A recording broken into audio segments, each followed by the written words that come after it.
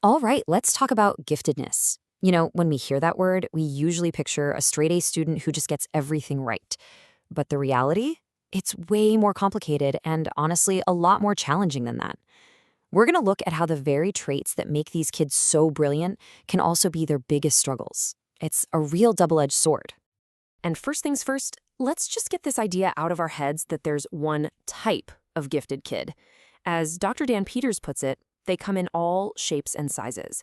So we really need to throw out that stereotype of the quiet little genius in the corner, because what we're actually talking about is a whole spectrum of unique individuals. So, for this conversation, when we say gifted, we're not talking about just one high test score. Think of it more like a collection of traits. A kid might have a whole handful of these, and that specific mix creates a totally unique way they see and interact with the world.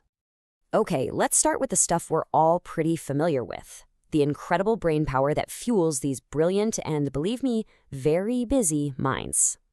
Right, so these are the classic signs. We're talking about kids who just seem to soak up information like a sponge.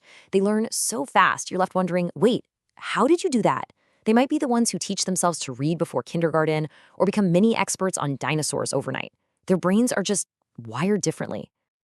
And that strong memory, oh yeah, it's fantastic for school, for remembering facts and figures. But as this slide kind of jokingly points out, it also means they have a perfect, high-definition recording of every single mistake you've ever made for your entire life. Talk about a double-edged sword. I love this little detail because it says so much. That one word, actually, coming from a little kid, it's a huge signpost. It means their brain is already thinking about nuance, about precision, about correcting the record. It's that huge vocabulary and their logical mind already kicking into high gear.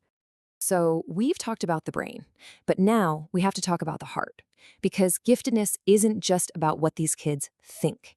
It's about how they feel. And often they feel things with this incredible, overwhelming intensity. This emotional side is probably the most misunderstood part of the whole thing. This isn't just being overly emotional. It's like they experience the world on a different frequency. The highs are higher, the lows are lower, and that sensitivity to everything and everyone can be completely overwhelming for them and for the people around them. And here's where it gets really tricky. This is what happens when that super fast, logical brain collides with that deeply feeling heart. You get this incredibly powerful, almost rigid sense of justice. On one hand, it's an amazing moral compass, but on the other, it can make you a target.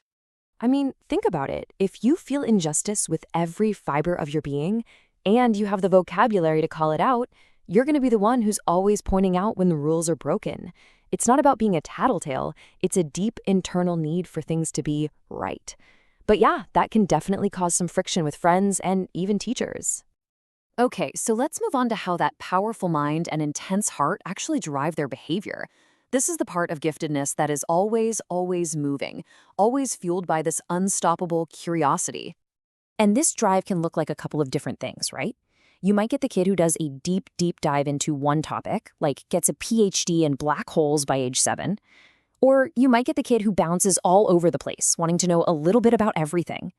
But either way, the common thread is that they have this incredible persistence, and their inner world is often way more fascinating than what's happening on the outside.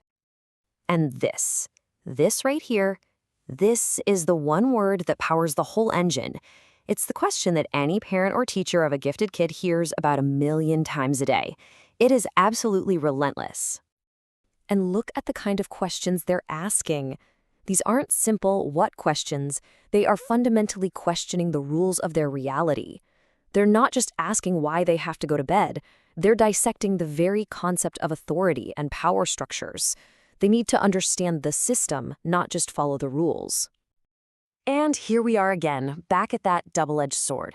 That amazing ability to focus on something for hours, that persistence, it's a superpower. But the flip side is that when your brain moves that fast, the rest of the world can feel like it's moving in slow motion. And that can easily come across as impatience or being critical, even when you really don't mean to be. Okay, so we've looked at the mind, the heart, and the spirit. Now let's tie it all together, because you can't really understand any one piece without seeing the whole picture. This is the most important takeaway. You cannot separate these traits. They're not a checklist, they're a web. The lightning-fast learning is directly connected to the impatience. The advanced vocabulary is what gives a voice to that intense sense of justice. It's all one deeply interconnected operating system. And so that leaves us with the big question, doesn't it? Now that we can see both sides of the coin, the incredible gifts and the really tough challenges, what do we do? How do we help these amazing kids thrive? How do we support not just their brilliant minds, but their whole, complicated, wonderful selves? That's really what we need to be thinking about.